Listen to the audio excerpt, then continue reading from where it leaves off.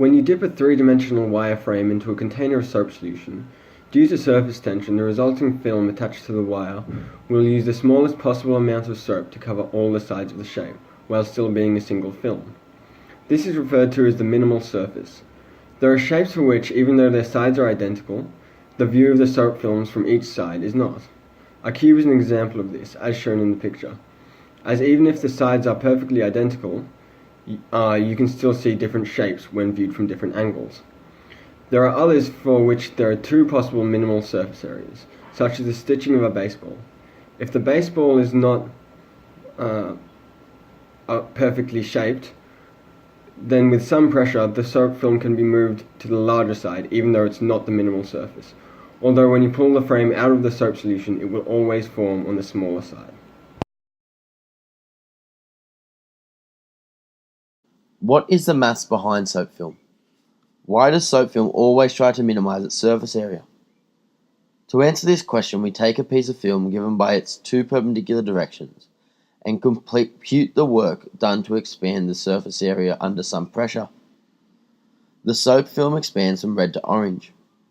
The red soap film had length x and width y. The orange now has length x dx and width y dy. However, they have the same angle theta. Therefore, the following equations exist. And the work done by soap film expansion and the change of surface area can be written by the following substitute changes in the first equation to obtain P equals surface tension multiplied mean curvature, which is known as the Laplace-Young equation.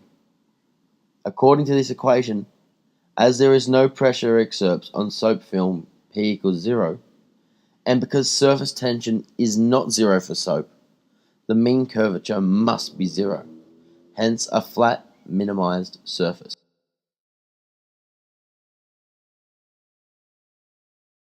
In 1762, Lagrange, a French mathematician, derived the Euler-Lagrange equation in order to consider the variational problem of finding the surface Z equals zxy of least area stretched across a given closed contour.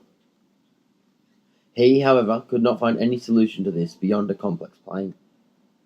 In 1776, Jean-Baptiste Monsieur expanded Lagrange's equation to show that the helicoid and canticoid satisfy this equation. This equation also showed that the differential expression corresponds to twice the mean curvature of a surface. Thus, surfaces with zero mean curvature are area minimizing. Plato's problem is to show the existence of a minimal surface with a given boundary. During the first golden age of minimal surface, Schwarz found the solution to Plato's problem for a regular quadrilateral in 1865, and then for the general quadrilateral in 1867. Between 1825 and 1850, minimal surface was arrived, and a major milestone was met when the complete solution to Plato's problem was found by Douglas and Tibor Redou.